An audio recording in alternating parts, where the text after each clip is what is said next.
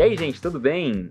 Hoje o Tá Ligado na Cidade traz um tema polêmico, viu? Gera bastante discussão. Meritocracia no ambiente de trabalho. Tudo certo, pessoal? Me diz, será que todos têm as mesmas chances de crescer profissionalmente ou existem fatores que vão além do esforço individual, hein? Para ajudar a gente a entender melhor essa questão, a gente vai conversar com a Ana Flávia Meneguzzi, especialista em orientação de carreira. Tem também o quadro Tá na Rua, com o repórter Vitor Krigor, que foi saber o que a galera pensa sobre esse assunto. Tem ainda a atividade legislativa trazendo novidades da Câmara Municipal de São José dos Campos. Então já sabe, fica com a gente porque o Tá Ligado na Cidade já começou.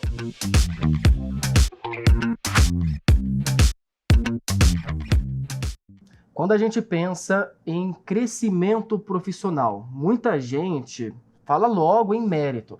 Mas será que o esforço individual é o mesmo o que determina o sucesso de uma pessoa? Pois é, existem muitas variáveis aí nesse caminho, né, minha gente? Acesso à educação de qualidade, oportunidades reais, contexto familiar, privilégios e, claro, a dedicação de cada um também. Pois é, e para conversar com a gente sobre tudo isso, está aqui no estúdio a Ana Flávia Meneguzzi, especialista em orientação de carreira. Ana, seja muito bem-vinda. Obrigada.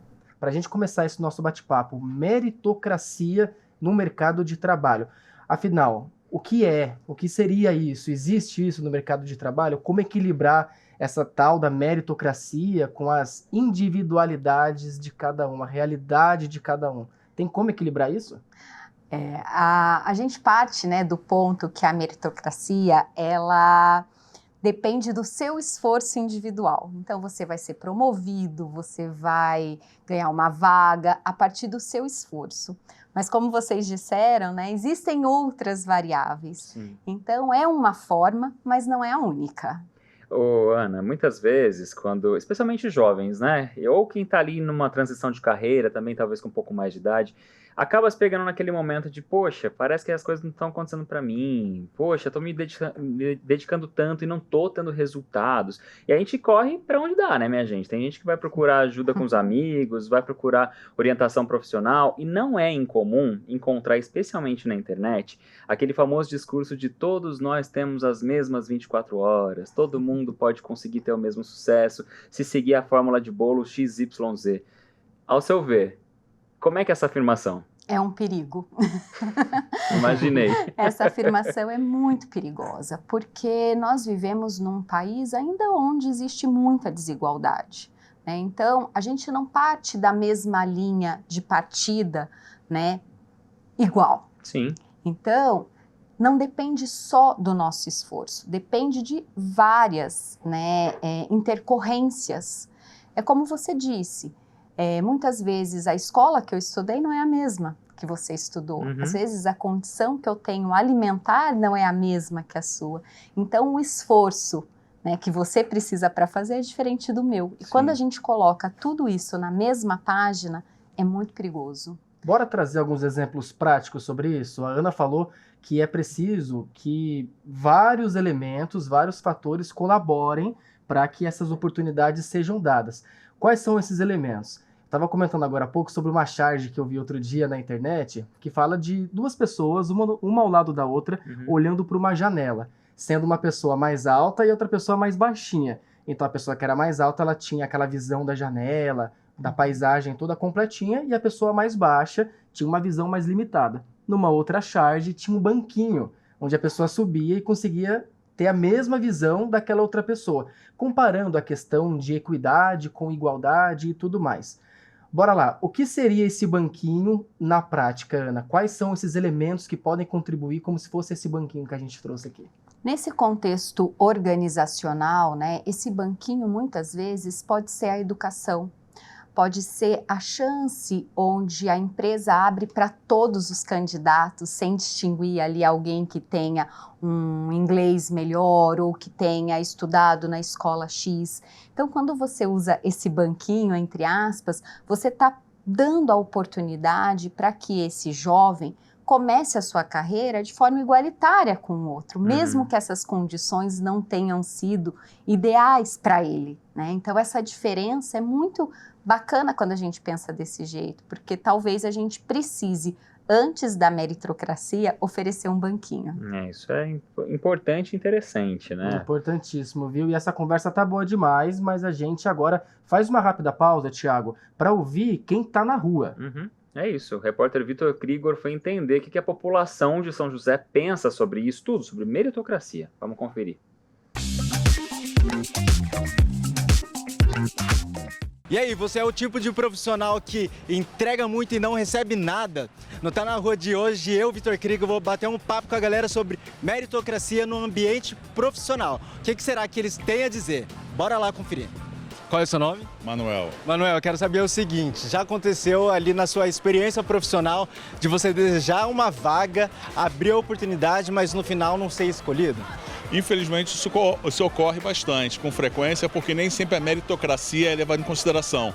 Meritocracia, currículo e qualificação. Às vezes o QI, quem indica, e o patrocinador, o padrinho, vale muito mais do que a experiência e o currículo da pessoa. Então, eles anunciam a vaga, falando que está precisando, que é para você ter experiência, só que todo mundo sabe que a indicação é o que mais conta. Eu acho que é por isso, indicação vale mais do que suas experiências.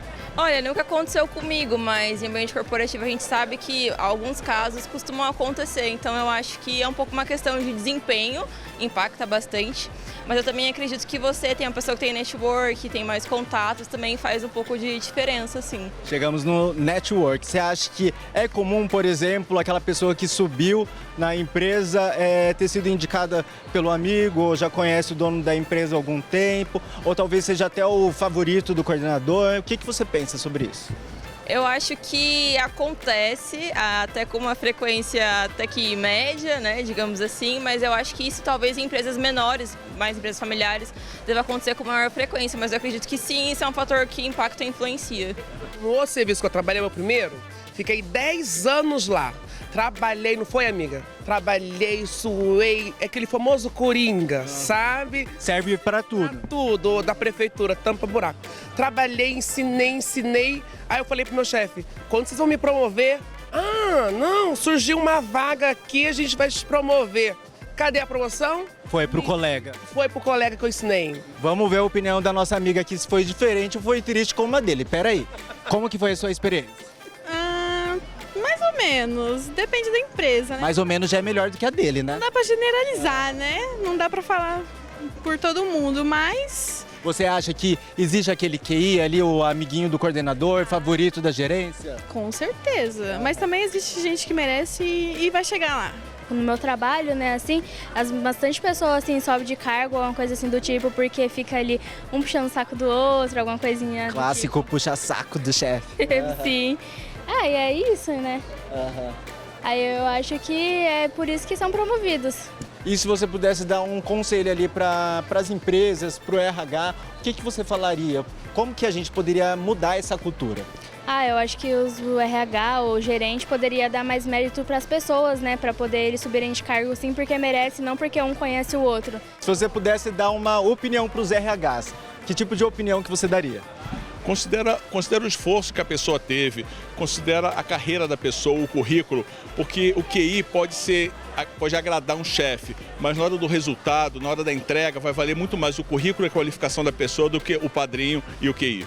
Eu acho que o RH tem que se certificar que a pessoa atende aos requisitos da vaga, né? Olhar além desse network que ela tem com a pessoa que já está dentro da empresa, mas ver se a pessoa realmente é o candidato ideal ou se não tem uma pessoa que seja mais preparada, mas que não tenha o vínculo ali, o conhecimento de alguém que já esteja dentro da empresa. Certíssimo, falou tudo, espero que você se dê muito bem no seu trabalho. Vamos para a próxima resposta. E se você pudesse dar um toque ali para as empresas, o que você falaria para eles fazerem diferente? Diferente, eu acho que é analisar o perfil do candidato e dar uma chance para ele, né? Se o coordenador, o RH, estivesse mais presente no setor de trabalho, conversando com os funcionários, eu garanto que ele teria uma conclusão, mais a opinião do gerente e dos colegas de trabalho, para ter uma noção de quem seria promovido, quem se dedicou mais, quem que foi o melhor, se sobressaiu melhor entre eles. Porque isso seria bem, tipo assim... mais justo. Justo para todos, né? Então seria bem bacana. Dá mais visibilidade para todos, igualmente. sem ser só o puxa-saco. Maravilha, eles deixaram a opinião deles aqui, eu espero que vocês tenham gostado do nosso Tá na Rua de hoje. Vamos dar um tchau pro Matheus e para o Thiago Bezerra. Matheus, tchau, Bezerra. Quero saber de vocês o seguinte, já passaram por uma situação dessa no ambiente de trabalho? Conta pra gente, eu vou ficando por aqui. Na semana que vem tem outro Tá na Rua com um assunto que a gente adora discutir com a nossa cidade. Tchau, tchau. Tchau.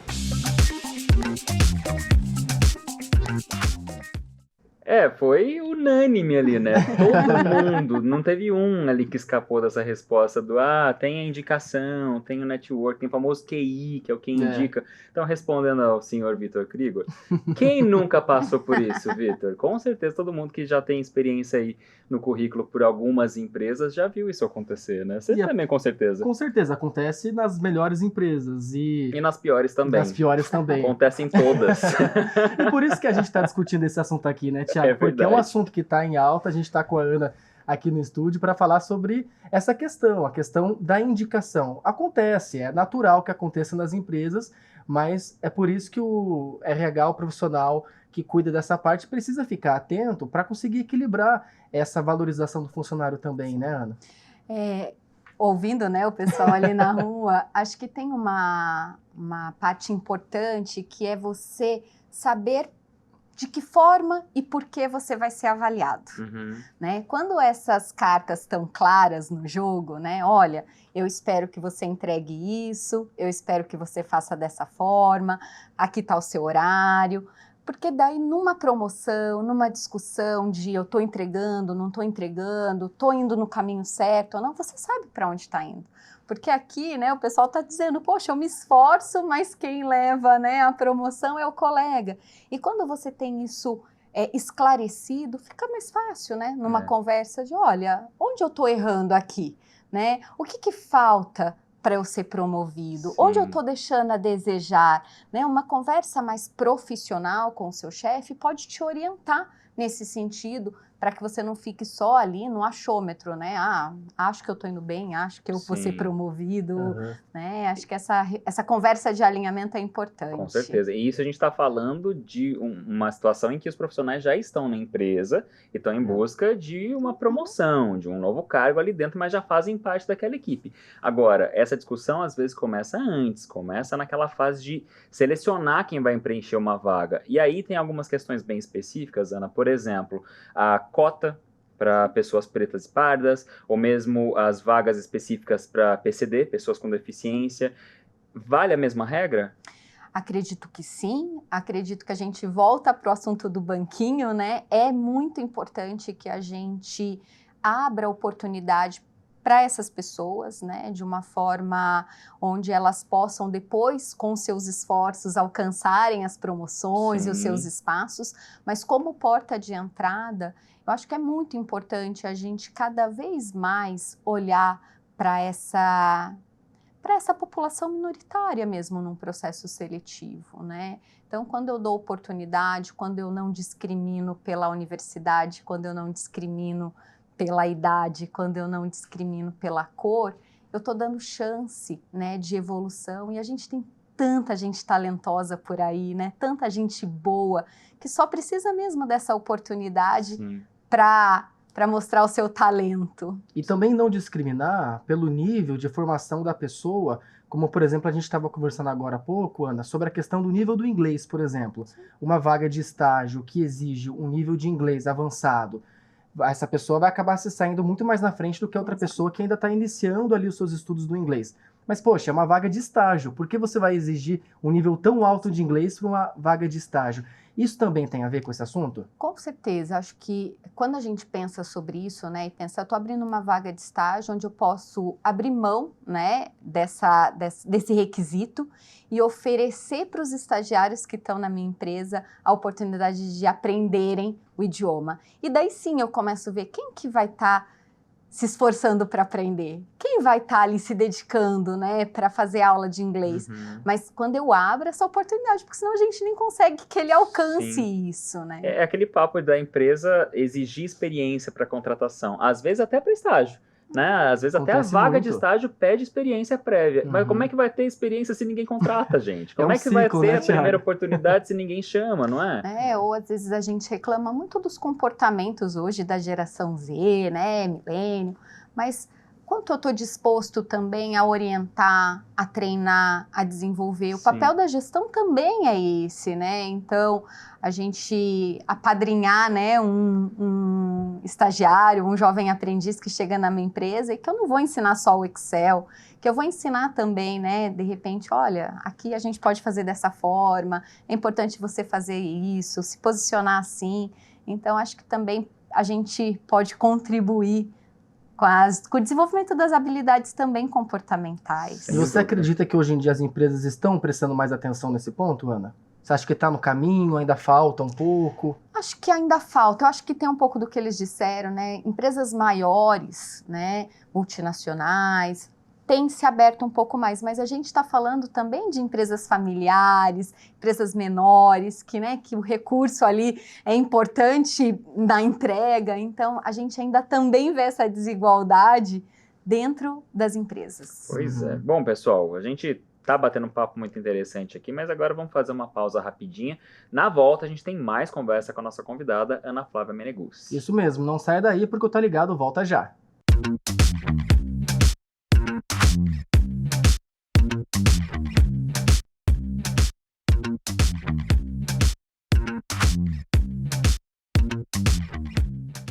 O Tá Ligado tá de volta e a gente segue falando sobre meritocracia e o mercado de trabalho.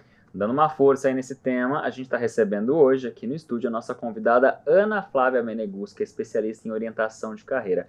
Ana, a gente estava comentando, acho que a metáfora que o Matheus trouxe do banquinho no primeiro bloco é excelente, a gente está se ancorando nela porque ajuda mesmo a gente a entender, né? Algumas pessoas estão mais alto, conseguem ter um panorama melhor da situação e de repente até algumas vantagens no mercado de trabalho, aquelas pessoas que não estão na mesma posição precisam de uma ajuda, precisam de um banquinho para ficar mais ou menos nivelado. Você estava trazendo alguns exemplos do que as empresas conseguem fazer para ajudar. De repente, contratar um candidato que não tem aquela mesma experiência, mas que vai ser treinado pela empresa, ou mesmo apadrinhado por um gestor, um coordenador, o que são exemplos muito legais. Mas isso tem acontecido de fato? É uma coisa que a gente consegue melhorar de que maneira no dia a dia? Eu acho que a gente consegue melhorar uma vez que a gente começa a cobrar. Né? Uma vez que a gente começa a desafiar a empresa a fazer diferente. Sim. Né? Até mesmo quando a gente está dentro da empresa, né? E vai levantar, por exemplo, um requisito, e fala, olha, aqui não dá para a gente abrir mão, né, desse inglês, não dá para a gente fazer essa vaga afirmativa para um PCD. Então, a gente vai contribuindo para isso, né? A gente vai entendendo, a gente vai sendo mais receptivo também com quem é diferente. Sim. E muitas vezes não é só o diferente da universidade ou do inglês, é mais da forma de pensar. Mas pelo jeito né? que você fala, são qualidades, na verdade, que são bem humanas, né? Depende muito dessa humanidade mesmo, um olhar humano no momento da seleção e do acolhimento também desse candidato, seja um estágio ou seja uma vaga efetiva. E muitas vezes a gente tem visto a tecnologia trabalhando a nosso favor, o que é excelente, ninguém está reclamando, a tecnologia é muito bem-vinda desde que ela é usada com inteligência, não só artificial, né? E a gente tem os mecanismos de inteligência artificial até selecionando currículos, indo por palavras-chave, vendo qual é a formação que a pessoa tem ou deixa de ter, e nesse momento não tem humanidade, é meramente mecânico. Sim. E acontece muito de cortar fora alguns candidatos logo nessa primeira etapa que não teve nenhum olhar de um ser humano. Sim. Como é que você vê essa situação no mercado? Acho que a IA, ela está a nosso favor, né? Então, quando eu programo uma inteligência artificial para que ela tenha uma aderência maior para candidatos, ela não vai vir com um viés preconceituoso, né? Então, se eu coloco lá que para mim não precisa filtrar idade, não precisa filtrar local, né, região, não precisa filtrar o nível de inglês. A IA vai me obedecer e ela vai me entregar candidatos dentro desse escopo. Agora, se eu começo a colocar esses filtros, né, para que a IA já selecione para mim e me traga ali o que eu considero melhor, então pode ser que eu fique com o que é melhor para mim. né, para esse gestor. Uhum. Então, a gente tem que tomar muito cuidado para usar a IA a favor dessa igualdade, né, para que ela também amplie, né, a sua triagem e não para que ela cada vez fique mais fechada. Sim. Né? Então, se eu vou colocando o requisito, uma hora eu tenho 2 candidatos e eu deduzo que eles são os melhores. Mas Ou será seja, que são? É preciso dessa conscientização como um todo, Ana, Sim. porque a gente conscientizando, por exemplo, os gestores, automaticamente a gente acaba conscientizando, entre aspas, a IA. Bora tratar a IA como se fosse um ser Uma vivo, funcionária. né? Uma funcionária. E também os próprios funcionários, a gente não pode deixar de citar. Porque essa questão do preconceito, por exemplo, com a Universidade X, com o Colégio X, ou com a falta de qualificação Y, também abrange muitas vezes os próprios funcionários. A própria equipe quer cobrar pela pessoa que estudou tal lugar, que tem tal. Como trazer essa discussão também para a cultura interna das empresas? É porque se a gente vai para esse caminho, não existe esforço suficiente, né, que faça eu alcançar os meus objetivos, né? Eu preciso da comunidade para me apoiar, eu preciso da organização para me ajudar. Então, essa coisa do único, eu sou o suficiente, não vai funcionar para ninguém, né? Todo mundo vai precisar desse apoio. Então, quando eu olho que se eu apoio alguém num processo seletivo, né, ampliando a minha visão no recrutamento, seja, o meu chefe está promovendo você e eu falo para ele, olha, será que a gente está usando a mesma regra? Né? Será que a gente está sendo justo?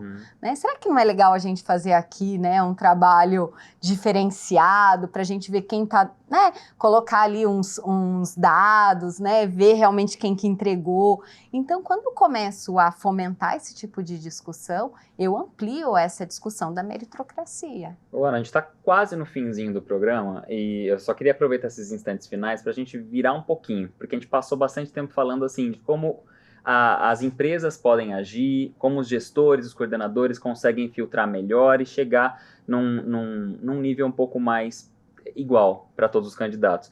Mas, às vezes, quem está no mercado de trabalho também, quem está querendo entrar, querendo alcançar essas vagas, também precisa escutar alguma coisa nesse sentido, né? O que o candidato, o que a pessoa que está vivendo essa sensação de que, poxa, nem sempre o mérito vale, nem sempre eu estou na mesma posição que o meu colega ao lado. O que essa pessoa precisa ouvir? Ela precisa ouvir que, independente disso, ela vai ter que se esforçar.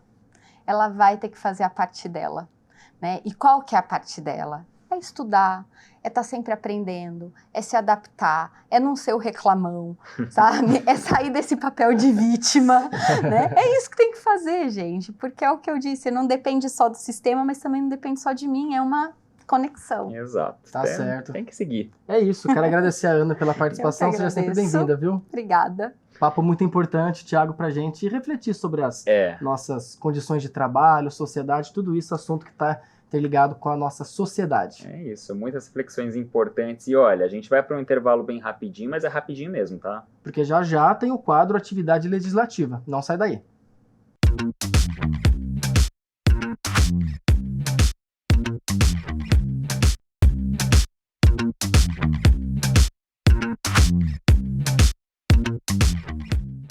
Estamos de volta com o último bloco do Tá Ligado na Cidade de hoje. É isso, e agora é a hora da gente ficar por dentro das discussões e dos projetos mais recentes da Câmara Municipal de São José dos Campos, no quadro Atividade Legislativa.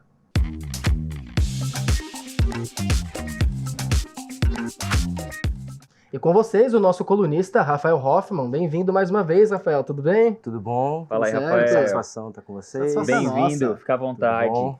Casa é sua. Licença. Rafael, hoje estamos debatendo meritocracia no mercado de trabalho aqui no Tá Ligado na Cidade. O que você preparou para a gente dentro desse tema? Bom, o município ele não tem competência para legislar sobre o trabalho das pessoas, né, na iniciativa privada. Sim. Então, o que ele faz? Ele regula ou regulamenta a atividade do trabalhador público, do servidor público. Né? Então, no que a gente tem a respeito da meritocracia, a própria lei orgânica do município, né, como seria a Constituição do município, estabelece, reproduzindo aquilo que está na Constituição Federal, que o ingresso, né, no poder público se dá mediante concurso público de provas ou de provas e títulos. Uhum. Né? Além do mais, existe também a Lei Complementar número 56, de 27 de outubro de 1992, que é o Estatuto dos Servidores, né, que estabelece, então, que a progressão na carreira, né, se dá dentre outras coisas, por merecimento.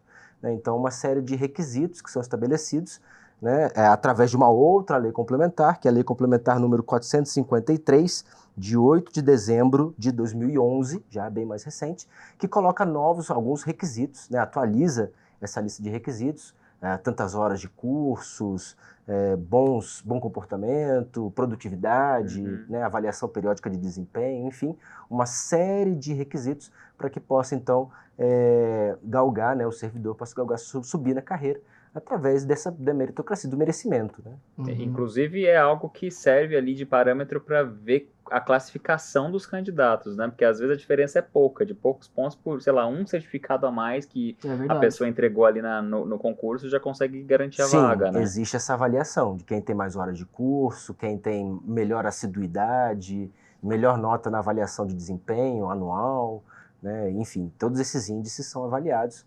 Infelizmente, o município não tem competência para falar sobre iniciativa privada, mas ele faz, e faz bastante, né, no que diz respeito ao setor público. E é legal destacar isso que você trouxe para a gente, Rafael, que o município não tem competência para legislar sobre a iniciativa privada, mas legisla, mas organiza outras áreas, como, por exemplo, a questão dos concursos públicos. É muito esclarecedor a gente trazer isso aqui, né, Tiago? Sim. E detalhe, você trouxe aí uma lei que foi aprovada nos anos 1990, ou seja, desde lá de trás, o poder público já estava atento com essa questão.